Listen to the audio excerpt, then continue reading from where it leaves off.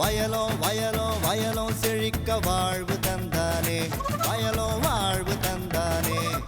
அட பொன்னா விளையோ பூமிக்கு நல்ல விவரம் தந்தானே, உழவனின் உறவா வந்தானே.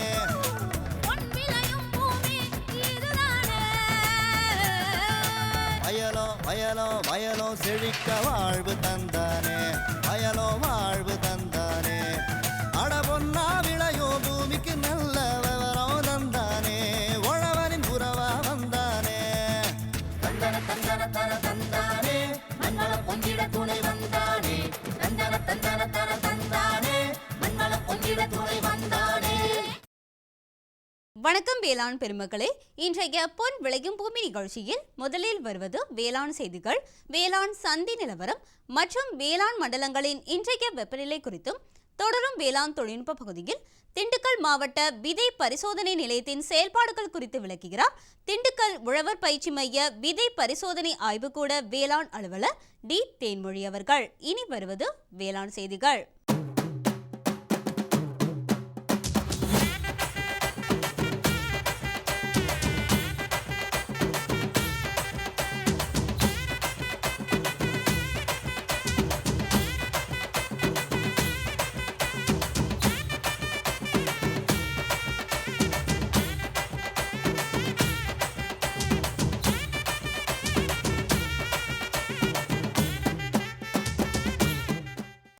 வணக்கம். வேளாண் செய்திகள். முதலில் வருவது மாத்தி யோசிச்சேங்க. சௌசௌ சாகுபடி குறித்து திண்டுக்கல் மாவட்டம் பொன்னூர்கி தென்மலை கிராம விவசாயி இ ரவிச்சந்திரன் தரும் தகவல்கள். வேளாண் ஆலோசனை நேரத்தில் கூண்டுகளில் மீன் வளர்ப்பு குறித்து தஞ்சாவூர் சூரக்கோட்டை தமிழ்நாடு மீன்வள பல்கலைக்கழக மீன்வள பயிற்சி மற்றும் ஆராய்ச்சி மைய உதவி பேராசிரியர் மற்றும் தலைவர் டாக்டர் வி செந்தில்குமார் அவர்கள் வழங்கும் ஆலோசனைகள். தொடர்ந்து வேளாண் சந்தையில் தஞ்சாவூர் உழவர் சந்தையில் காய்கறிகளின் இன்றைய விலை நிலவரம், திருச்சி திருவரங்கம் மலர் சந்தையில் வணிக மலர்களின் இன்றைய விலை நிலவரம், வேளாண் வானிலையில் தெற்கு மண்டல மாவட்டத்திற்கான சராசரி வானிலை அறிவிப்பு, உழவர் மற்றும் மீனவர்களுக்கான வானிலை முன்னறிவிப்பு. விரிவான செய்திகள். மாத்தி யோசிச்சேங்க. திண்டுக்கல் காந்தி கிராம பல்கலைக்கழகம் கிராமம் உயர நாடு உயரும் என்ற உயர்ந்த நோக்கத்தை நிறைவேற்றும் வகையில் கிராமப்புற வேளாண் மக்களுக்கு பல்வேறு வேளாண் பொருட்கள் உற்பத்தியில் உதவியும் ஆலோசனையும் பயிற்சியும் அளித்து வருகிறது. அவ்வகையான பயிற்சியில் கலந்து கொண்டு சௌசௌ சாகுபடி அதிக மகசூலை ஈட்டி வரும் திண்டுக்கல் மாவட்டம் பொன்னூர்கி தென்மலை கிராம விவசாயி இ ரவிச்சந்திரன் அவரது சாகுபடி அனுபவங்கள் குறித்து நம்மிடம் கூற கேட்டபோது,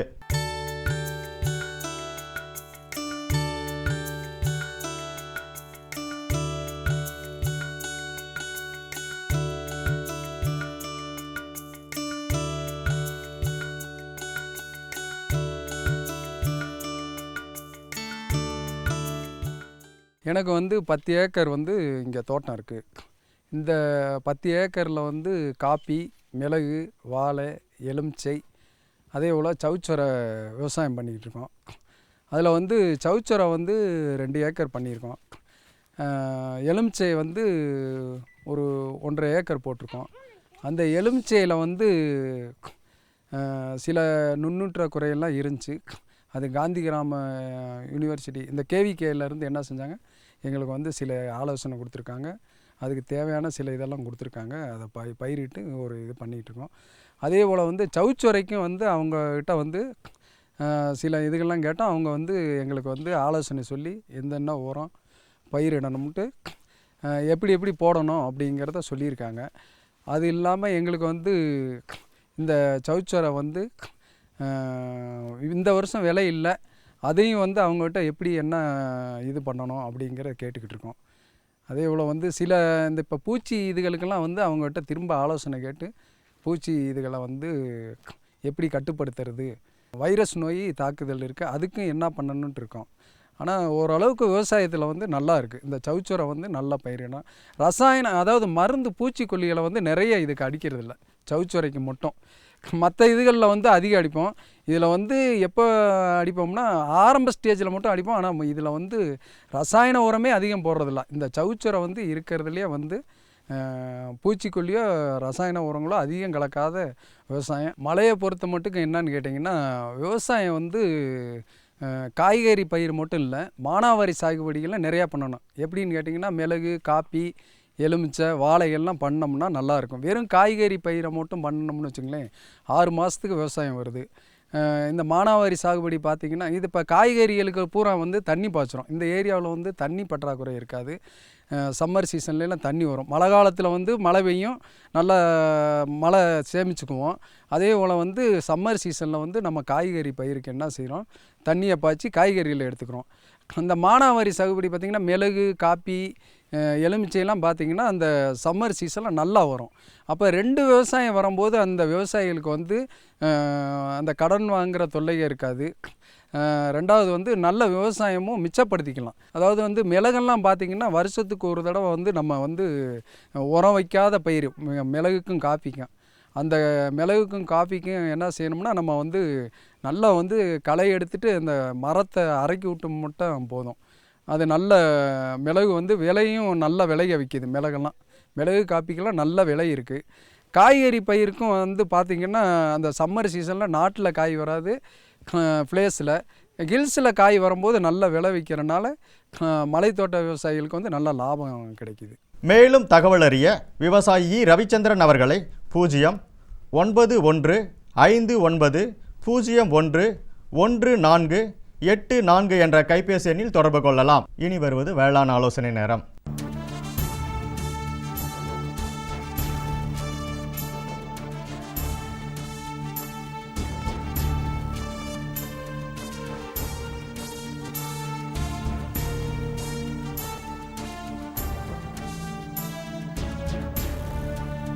இன்றைய வேளாண் ஆலோசனை நேரத்தில் ஆறுகளில், குளங்களில், பண்ணை குட்டைகளில் மீன் வளர்க்கும் முறையோடு கூண்டுகளில் மீன் வளர்ப்பும் கூடுதல் லாபம் தரும் தொழிலாக வளர்ந்து வருகிறது.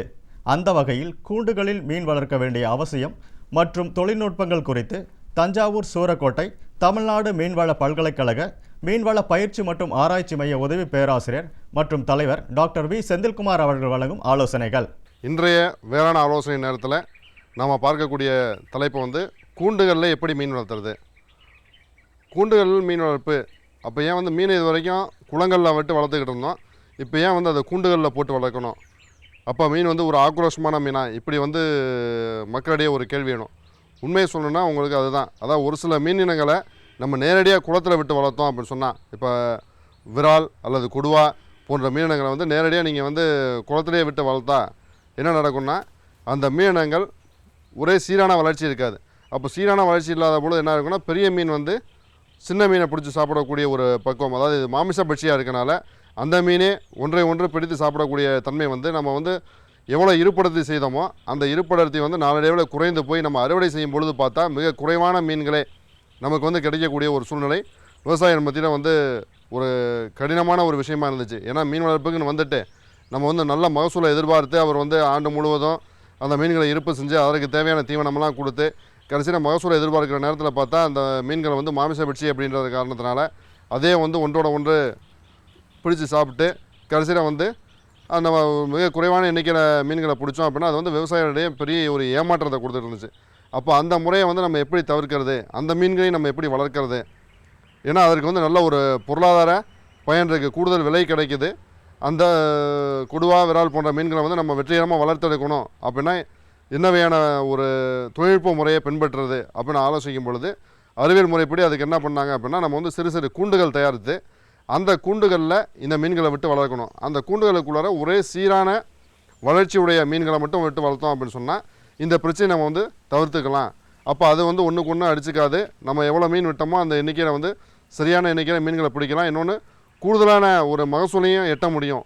அப்போ அதில் பார்க்கும்பொழுது பார்த்திங்கன்னா இந்த கூண்டுகளில் எப்படி செய்கிறது அப்படின்னா, நமக்கு எளிதில் கிடைக்கக்கூடிய மூங்கில் அல்லது பிவிசி பைப்புகளில் வந்து உபயோகித்து நம்ம வந்து ஒரு 6க்கு 6 என்ற அளவில், அதாவது 6 அடி அகலம், 6 அடி நீளம், அதே மாதிரி 6 அடி உயரம் இருக்கிற மாதிரி வந்து கூண்டுகள் அமைச்சோம் அப்படின்னு சொன்னால் அந்த கூண்டுகளுக்குள்ளார ஏறத்தாழ நம்ம வந்து 100 கிலோ அப்படின்ற அளவில் வந்து மீன்களை விடலாம். அதாவது சின்ன மீன்களாக இருக்கும் பொழுது நிறைய மீன்கள் விடலாம் ஒரே கூண்டில். அந்த மீன்கள் வளர்ச்சியடைய நம்ம வந்து வெவ்வேறு கூண்டுகளில் பிரித்து விடுவோம். அப்போ அது வந்து சீரான ஒரு கால இடைவெளியில் வாரத்துக்கு ஒரு முறையோ அல்லது 15 நாட்களுக்கு ஒரு முறையோ வந்து நம்ம அனைத்து கூண்டுகளில் இருக்கக்கூடிய மீன்களையும் கரைக்கி கொண்டு வந்து அதை வந்து பரிசோதித்து சரியான இடையில இருக்கிறது, நீளத்தில் இருக்கிறத வந்து ஒரு கூண்டில் அப்படின்னு சொல்லி ஒரே சீரான அளவுடைய மீன்களை மட்டும் ஒரு கூண்டில் விட்டு வெவ்வேறு கூண்டுகளில் இந்த மாதிரி மீன்களை வந்து பிரித்து விட்டுக்கிட்டே போனோம் அப்படின்னு சொன்னால் இந்த மாமிசப்பட்சி மீன்களையும் நம்ம வந்து வெற்றிகரமாக வளர்த்துருக்க முடியும். அப்போ இந்த கூண்டுகளில் வந்து இந்த மீன்களை வளர்க்கும் போது பார்த்திங்கன்னா குளங்களில் காற்றுப்பூத்தி அமைக்க வேண்டியது மிக அவசியமான ஒன்று. அதே மாதிரி ஒரு கூண்டில் வந்து நம்ம ஒரு 100 கிலோ தாண்டாமல் மீன்கள் இருக்க மாதிரி வச்சுக்கிட்டு ஒரு ஹெக்டரில் பார்த்திங்கன்னா ஒரு 80 கூண்டுகள் வரைக்கும் வைக்கலாம். இதை வந்து நம்மக்கிட்ட என்ன வந்து பொருட்கள் கிடைக்குதோ, இப்போ மூங்கில் வந்து உங்களுக்கு விலை மலிவாக கிடைக்குன்னா மூங்கிலான கூண்டுகள் செய்யலாம். அல்லது வந்து நம்ம இன்றைக்கி இருக்கக்கூடிய வலைகளை வாங்கி அந்த வலைகள் வந்து முடிச்சில்லாத வலைகளை உபயோகப்படுத்துறது வந்து சிறந்தது.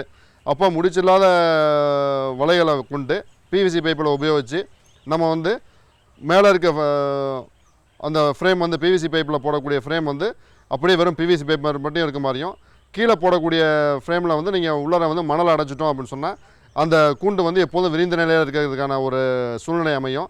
அதுக்கப்புறம் அதற்கு வந்து மூடியும் அத்தியாவசியமான விஷயம்.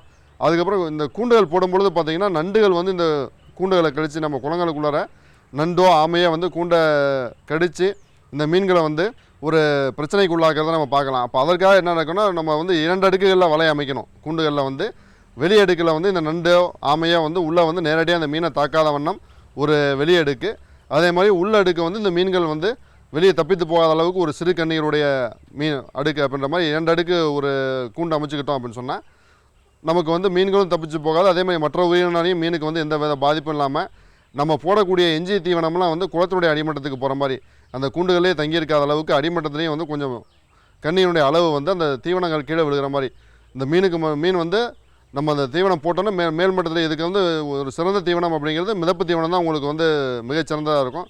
அப்போ மிதப்பு தீவனத்தை வந்து உபயோகித்து நம்ம வந்து கூடுதல் வளர்ச்சி அப்படிங்கிறது இந்த மாதிரி மாமிசப்பட்சி மீன்கள், விரால் கொடுவா போன்ற மீன்களை வளர்க்குறதுக்கு இந்த கூண்டுகளை வளர்க்கக்கூடிய முறை வந்து மிகச்சிறந்ததாக இருக்கும். இன்னொன்று நம்ம குளங்கள் வந்து வளர்க்கும் போது பார்த்திங்கன்னா இருப்பிடத்துக்கு கொஞ்சம் குறைவாக வச்சுருப்போம்.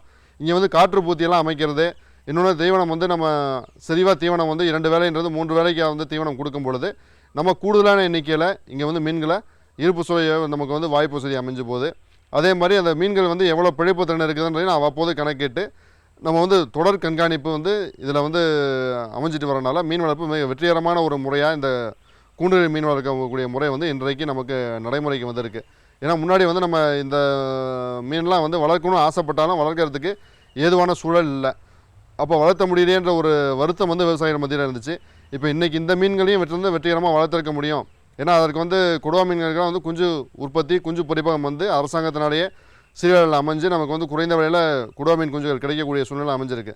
அப்படி இருக்கும் பொழுது அதை வந்து வாங்கி வளர்த்த முடியலையே அப்படின்ற வருத்தம் இருந்துச்சு. அதையும் வந்து இந்த மாதிரி கூண்டுகள் அமைத்து நம்ம வந்து மீன் வளர்த்தோம் அப்படின்னு சொன்னால் வெற்றிகரமாக வளர்க்க முடியும் அப்படின்ற முறையை வந்து ஆய்வு மையங்களும் சரி, அதே மாதிரி முன்னோடி பண்ணையாளருடைய ஆராய்ச்சி நிலையங்கள் வந்து முன்னோடி பண்ணையாளருடைய பண்ணைகள்லேயும் வந்து அதற்கான செயல் விளக்கம் செய்து காமிச்சு இன்றைக்கி வந்து விவசாயிகள் மத்தியில் நிரூபணம் பண்ணியிருக்காங்க. அப்போ இந்த முறையை நம்ம பின்பற்றணும் அப்படின்னு சொன்னால் வெற்றிகரமான முறையில் நல்ல லாபம் தரக்கூடிய விலை உயர்ந்த மீன்களை வந்து வெற்றிகரமாக இந்த கூண்டுகளில் மீன் வளர்ப்பதன் மூலம் வளர்த்தெடுத்து நாம் வெற்றி அடைய முடியும். மேலும் விவரங்கள் பெற டாக்டர் வி செந்தில்குமார் அவர்களை 09444464404 என்ற கைபேசி எண்ணில் தொடர்பு கொள்ளலாம். விளம்பர இடைவேளைக்கு பின் வேளாண் செய்திகள் தொடரும். சரிங்க சரிங்க. இவ்ளோ நேரம் சிரிச்சு யார்கிட்ட பேசிட்டு இருந்தீங்க? விவசாயிகள் கால் சென்டர் நிபுணர்கிட்ட பயிர்கள் பத்தின யோசனை கேட்டுட்டு இருந்தேன். காலையில சரி, மதியானம் கூடவா? விவசாயிகள் கால் சென்டர் காலையில 6 மணில இருந்து ராத்திரி 10 மணி வரை திறந்திருக்கும். ஞாயிற்றுக்கிழமை கூடவா? ஆமா, வருஷத்துல 365 நாளும் திறந்திருக்கும். விவசாயம் சம்பந்தப்பட்ட பிரச்சனைகளுக்கு தங்கள் மொழியில் உடனே தீர்வு பெற இந்தியாவில் எங்கிருந்தும் எந்த போன் மூலமும் தேசிய ஹெல்ப்லைன் நம்பர் 1800-180-1551 தொடர்பு கொள்ளவும். अपनी कहानी छोड़ जा, कुछ तो निशानी छोड़ जा, कौन அப்பா, ஐ புதுக்கொடை. அம்மா இங்க பாரு பாரேன், அப்பா புதுக்கொடை வாங்கி வந்திருக்காரு. எவ்வளவு அழகா இருக்குல்ல. இனிமே நீ மழையில நனைய மாட்ட. இந்தா இத பிடி. இது நம்ம வீட்டுக்கான கொடை, நம்ம விவசாயத்துக்கான கொடை, நம்ம எதிர்கால பாதுகாப்புக்கான கொடை. என்ன சொல்றீங்க? அட கடவுளே, இது பயிர் காப்பீடுமா? பயிருக்கு வறட்சி, வெள்ளம், புயல், பூச்சி அப்புறம் நோய் தாக்கிச்சுன்னா அரசோட இந்த திட்டத்துல பயிருக்கு நஷ்டஈடு கிடைக்கும். காப்பீட்டுக்கு எவ்வளவு செலவாச்சு? ரொம்ப கம்மி. பிரீமியம் கட்டுறதுல கவர்மெண்டே பண உதவி செய்யுது. தேசிய வேளாண் காப்பீட்டு திட்டம் மாற்றியமைக்கப்பட்ட வேளாண் காப்பீட்டு திட்டம், வானிலை அடிப்படையிலான பயிர் காப்பீட்டு திட்டம், தென்னை மற்றும் எண்ணெய் பனை காப்பீட்டு திட்டம் ஆகியன செயல்படுத்தப்படுகின்றன. பயிர் காப்பீட்டு திட்டத்திற்கு தங்கள் வட்டார விவசாய அலுவலர், வேளாண் கூட்டுறவு கடன் சங்கங்கள் அல்லது அருகாமையில் உள்ள வணிக வங்கி கிளையினை அணுகவும். மேலும் விவரங்களுக்கு 1801801551 எண்ணிலும் www.farmer.gov.in இணையதளத்தையும் பாருங்கள். இந்த கூட ரொம்ப நல்லா இருக்கே. பயிர் காப்பீட்டு திட்டத்தினால் பயனடையுங்கள், எதிர்காலத்தை பாதுகாத்துக் கொள்ளுங்கள். இனி வருவது வேளாண் சந்தை.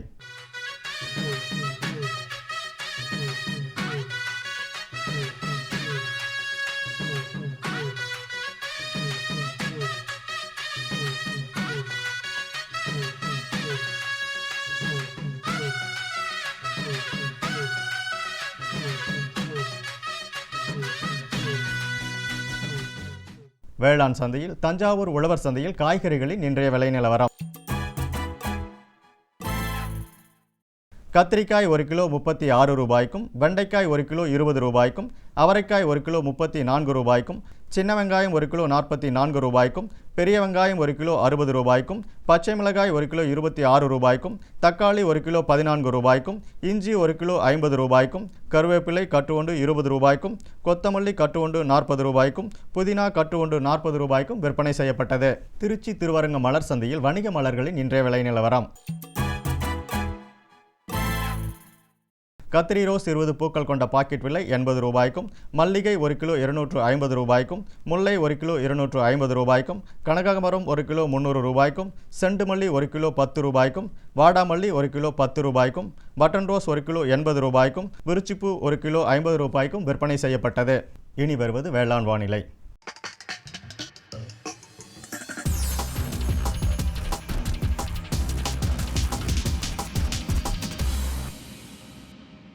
இன்றைய வேளாண் வானிலையில் தெற்கு மண்டல மாவட்டங்களான விருதுநகர், திருநெல்வேலி, தூத்துக்குடி, புதுக்கோட்டை, மதுரை, திண்டுக்கல், ராமநாதபுரம், தேனி, சிவகங்கை ஆகிய மாவட்டங்களில் காற்றின் வெப்பநிலை அதிகபட்சமாக 33 டிகிரி செல்சியஸாகவும், குறைந்தபட்சமாக 23 டிகிரி செல்சியஸாகவும், காற்றின் ஒப்பு ஈரப்பதம் 66%ஆகவும், காற்றின் வேகம் மணிக்கு 4.9 கிலோமீட்டராகவும், மண்ணின் ஈரப்பதம் 15 சென்டிமீட்டர் ஆழத்தில் 17.1%ஆகவும், மண்ணின் வெப்பநிலை 15 சென்டிமீட்டர் ஆழத்தில் 33.1 டிகிரி செல்சியஸாகவும், மழை அளவு பதிவு இல்லை.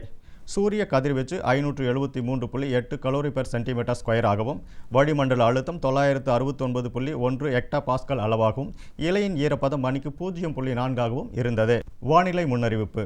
உழவர்களுக்கான வானிலை முன்னறிவிப்பு. தமிழகம் மற்றும் புதுச்சேரியில் ஒரு சில இடங்களில் லேசானது முதல் மிதமான மழை பெய்யக்கூடும். மீனவர்களுக்கான வானிலை முன்னறிவிப்பு.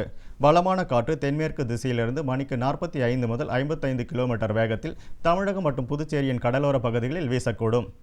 இத்துடன் இன்றைய வேளாண் செய்திகள் நிறைவு பெறுகிறது. நன்றி, வணக்கம். குழம்புல மசாலா அதிகமா இருக்கு. எத்தனை முறை சொல்லியிருக்கேன், எவ்வளவு தேவையோ அதை மட்டும் போடுன்னு. அட, நான் எப்பவோ ஒரு முறை இப்படி பண்றேன். ஆனா நீங்க வயல்ல எப்பவுமே கண்ட கிருமி நாசினிய போடுறீங்க. அப்ப அது மருமக சொல்றது சரிதான். பாரு, வயல்ல எத்தனை தேவையோ அத்தனை மருந்து தான் போடணும். நினைவுல வையுங்க, கிருமி நாசினி விஷத்தன்மை கொண்டது. டப்பாவுல எழுதப்பட்டிருக்கும் அளவுல தான் மருந்த போடணும். முதலில் பேரோமோன் ட்ராப், லைட் ட்ராப், உதவும் கிருமிகள், உயிரி கிருமி நாசினி ஆகியவற்றை பயன்படுத்த வேண்டும். அவசியம் ஏற்பட்டால் மட்டுமே ரசாயன கிருமி நாசினியை பயன்படுத்த வேண்டும். தெளிப்பை காலை மாலை கையுறை, மாஸ்க் மற்றும் உடலை முழுவதும் மூடும் உடை அணிந்து செய்யுங்கள். காற்றின் திசையில் தெளிக்கும் போது பின்னால் செல்லவும். மருந்தின் டப்பா தெளிக்கும் கருவியை பாதுகாப்பான இடத்தில் வையுங்கள். இப்ப கொஞ்சம் புரிஞ்சுதா? புரிஞ்சுக்கிட்டேன் ராணி, இனிமே தப்பு பண்ண மாட்டேன். மருமக உனக்கு தண்ணி காட்டிட்டா இல்ல.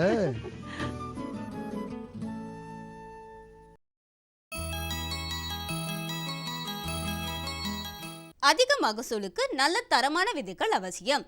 அந்த தரமான விதைகளை பரிசோதித்து விவசாயிகளுக்கு பரிந்துரைக்கும் திண்டுக்கல் மாவட்ட விதை பரிசோதனை நிலையத்தின் செயல்பாடுகள் குறித்து விளக்குகிறார் திண்டுக்கல் உழவர் பயிற்சி மைய விதை பரிசோதனை ஆய்வுக்கூட வேளாண் அலுவலர் டி. தேன்மொழி அவர்கள்.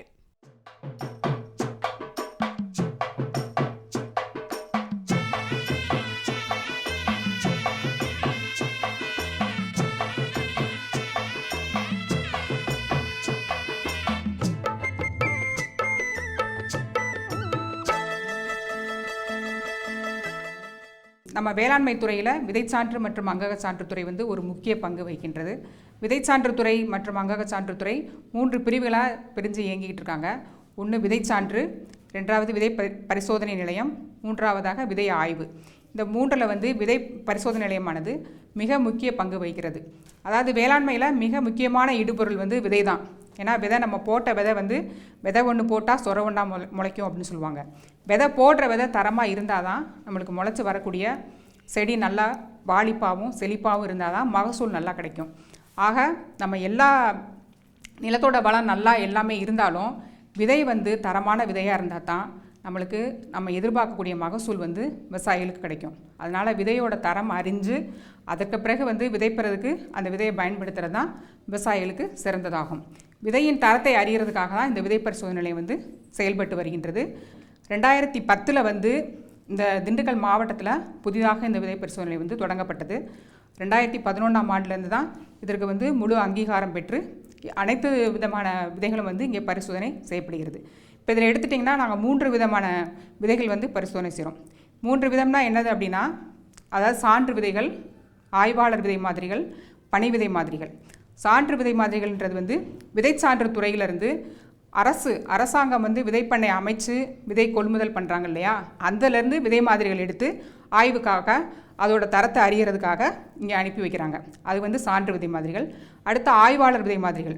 ஆய்வாளர் விதை மாதிரிகள் வந்து தனியார் விதைகள், அதாவது நம்ம வீரிய ஒட்டு ரகமான விதைகள்லாம் வந்து நம்ம அரசாங்கத்தில் உற்பத்தி நம்ம பண்ணுறது குறைவு தான். அதிகப்படியாக அதாவது மக்காச்சோளம், காய்கறி பயிர்கள்லாம் வந்து வீரிய ஒட்டு ரகம் தான் அதிக மகசூல் வேணும்னு சொல்லிட்டு விவசாயிகள் பயன்படுத்துகிறாங்க. அந்த வீரிய ஒட்டு ரகங்கள் வந்து கடைகளில், தனியார் கடைகளில் விற்பனை செய்யப்படுகிறது. அதோட தரத்தையும் நிர்ணயித்து தான் நம்மளுக்கு வந்து விவசாயிகளுக்கு கொடுக்கணும் அப்படின்ற நோக்கத்தில் விதை ஆய்வாளர்கள் போய் அனைத்து விற்பனை நிலையங்களிலும் அதில் வந்து விதை மாதிரிகள் எடுத்து இங்கே விதை பரிசோதனை நிலையத்துக்கு அனுப்பி வைக்கிறாங்க. அது வந்து ஆய்வாளர் விதை மாதிரிகள். 3வதாக பனி விதை மாதிரிகள். பனி விதை மாதிரிகள் பார்த்திங்கன்னா அது யாருனாலும் அனுப்பலாம். விவசாயிகளே வந்து தாங்கள் வைத்திருந்து விதைப்புக்கு பயன்படுத்தக்கூடிய விதைகளை வந்து பரிசோதனை செஞ்சு அதோட தரம் சரியாக இருக்கா அப்படின்னு சொல்லி தெரிஞ்சுக்கலாம். இல்லை விற்பனையாளர்கள் தாங்கள் விற்கிறதுக்கு முன்னாடி, விவசாயிகளுக்கு கொடுக்கறதுக்கு முன்னாடி அதை தரத்தை அறியறதுக்காக அவங்க பரிசோதனை பண்ணலாம். இது மாதிரி அவங்க வந்து என்ன பண்ணலாம், அதை பனி விதை மாதிரியாக நேரடியாக விதை பரிசோதனை நிலையத்துக்கு அனுப்பி வைக்கலாம். பனி விதை மாதிரிகளுக்கு 30 ரூபா கட்டணம் இங்கே வசூல் பண்ணுறோம். ஒரு விதை மாதிரி பரிசோதனை பண்ணுறதுக்கு 30 ரூபா வசூல் பண்ணுறோம். ஆக வந்து இந்த 3 விதமான விதை மாதிரிகள் பரிசோதனை பண்ணப்படுகிறது. இப்போ இங்கே என்ன பரிசோதனை பண்ணுறோம் அப்படின்னா, விதையோட முக்கியமான குணங்கள், அதாவது முளைப்புத்திறன். மிக முக்கியமானது முளைப்புத்திறன். முளைப்புத்திறன் வந்து நம்ம சொல்கிற விதை நிர்ணயிக்கப்பட்ட விதை தரத்தில் இருந்தால் தான் நம்ம எதிர்பார்க்குற மகசூல் கிடைக்கும். இப்போ நெல்லுன்னு எடுத்துட்டிங்கன்னா 100 விதை போட்டால் 80 விதை முளைச்சா தான் அது வந்து அந்த விதை வந்து தரமான விதை, அதை விவசாயிகளுக்கு விற்பனை செய்யலாம் அப்படின்றதுக்காக அர்த்தம்.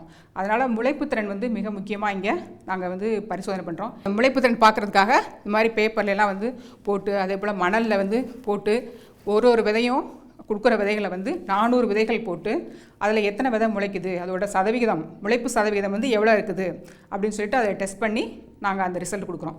2வது ஈரப்பதம் வந்து அதிகமாக இருந்தாலும் அந்த விதையோட முளைப்புத்திறனை வந்து பாதிக்கும். ஒவ்வொரு பயிருக்கும் ஒரு குறிப்பிட்ட அளவு ஈரப்பதம் இருக்குது. நெல்லுன்னு எடுத்துட்டிங்கன்னா 13%, பயிர் பயிர்கள் எடுத்துட்டிங்கன்னா 9%. அது மாதிரி அதுக்கு அதிகமாக ஈரப்பதம் போகும்போது அந்த விதையை வந்து நம்ம சேமித்து வச்சோம்னா அதிக ஈரப்பதத்தினால அதோடைய உள்ள வந்து வெப்பம் அதிகரித்து விதையோட முளைப்புத்திறனே போயிடும். அதெல்லாம் வந்து நம்ம தானியத்துக்கு தான் பயன்படுத்த முடியும், விதைப்பிற்கு பயன்படுத்த முடியாமல் போயிடும். ஆக ஈரப்பதம் வந்து சரியான அளவில் இருக்குதா, அவங்க கொடுக்குற விதை வந்து விற்பனைக்கு வச்சுருக்க விதை ஈரப்பதம் சரியான அளவில் இருக்குதான்னு சொல்லிட்டு இங்கே பகுப்பாய்வு செஞ்சு சொல்கிறோம். அடுத்து 3வதாக புற தூய்மை வந்து எல்லாத்துக்குமே வந்து ரொம்ப முக்கியம்.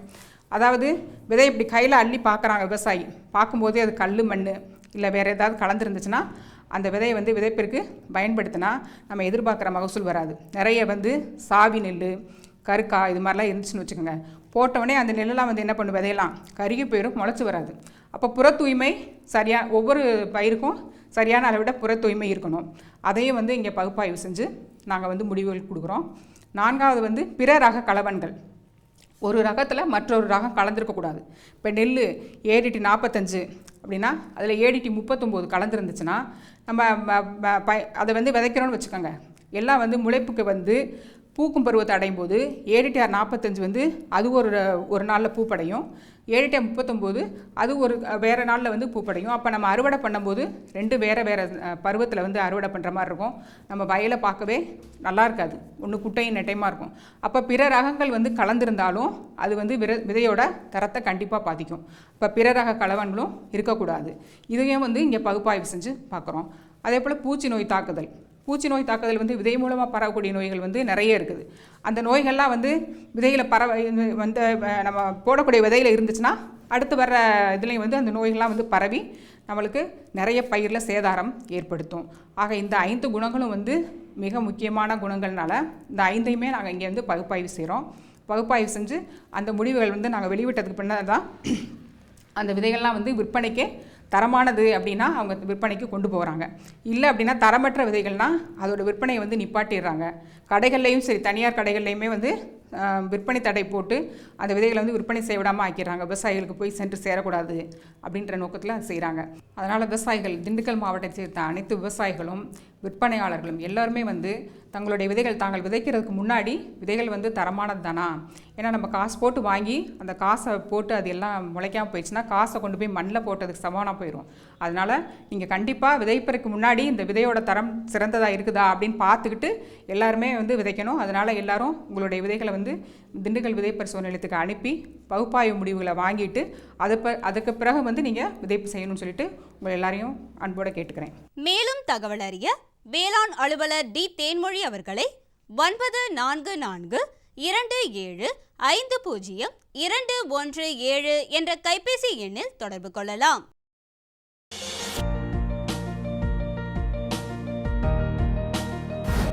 வேம்பு கலந்த யூரியா. சிறந்த உற்பத்திக்காக வேம்பு கலந்த யூரியா நம் நாட்டிலேயே 70 லட்சம் டன்னாக அதிகரிக்க 6 ஆலைகள் சீரமைக்கப்படுகின்றன. FCIL-இன் கோரக்பூர், சித்ரி, தல்சர் மற்றும் ராமகுண்டம் ஆலைகள், HFCL-இன் பரௌனி மற்றும் BVFCL-இன் நாமருல் போர்ட் ஆகியன. பழம் நழுவி பாலில் விழுந்தது போல இப்பொழுது நம் நாட்டிலேயே வேம்பு கலந்த யூரியா உற்பத்தி செய்யப்படும். இதனால் விவசாயிகளுக்கு நன்மையே விளையும். 10% வரை தானிய உற்பத்தி அதிகரிக்கும். மண்ணில் 10 - 15% நைட்ரஜன் திறன் அதிகரிக்கும். சிறந்த உற்பத்திக்கு வேம்பு கலந்த யூரியா.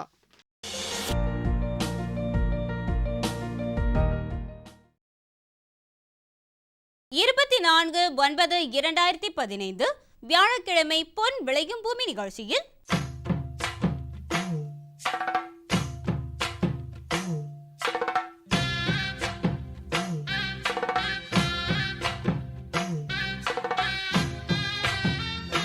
மாத்தி யோசிச்சேங்க. சிறுமலை வாழை சாகுபடி குறித்து திண்டுக்கல் மாவட்டம் சிறுமலைபுதூர் கிராம முன்னோடி விவசாயி எம் முத்தமன் தரும் தகவல்கள். வேளாண் ஆலோசனை நேரத்தில் கோயம்புத்தூர் தமிழ்நாடு வேளாண்மை பல்கலைக்கழகம் வழங்கும் வேளாண் மண்டலங்களுக்கான வேளாண் அறிவுரை. வேளாண் தொழில்நுட்ப பகுதியில் தாவர தடுப்புகளின் மூலம் படிமட்டங்கள் அமைத்தல் குறித்து நீலகிரி மாவட்டம் உதகமண்டலம் இந்திய மண் மற்றும் நீர்வள பாதுகாப்பு நிறுவன உழவியல் துறை தலைமை விஞ்ஞானி முனைவர் கே கண்ணன் தரும் விளக்கம் ஆகியன இடம்பெறும். வேளாண் பெருமக்களே, இன்றைய நிகழ்ச்சியில் இடம்பெற்ற அனைத்து பகுதிகளும் உங்களுக்கு பயனுள்ளதாக அமையும் என நம்புகிறோம். பொன் விளையும் பூமி நிகழ்ச்சியினை நீங்கள் இணையதள வழியாகவும் காணலாம். எங்களின் இணையதள முகவரி www.youtube.com/user/agriculture-chennai மற்றும் www.ddpodigai.org.in. உங்களின் கருத்துக்களும் ஆலோசனைகளும் வரவேற்கப்படுகின்றன. அனுப்ப வேண்டிய மின்னஞ்சல் முகவரி ddagri05chennai@gmail.com. மேலும் வேளாண்மை பற்றிய விவரம் பெற www.farmer.gob.in என்ற இணையதளத்திலும் 1801801551 என்ற தொலைபேசி எண்ணிலும் தொடர்பு கொள்ளலாம். மீண்டும் நாளைய பொன் விளையும் பூமி நிகழ்ச்சியில் பல புதிய தகவல்களோடு சந்திப்போம். நன்றி, வணக்கம்.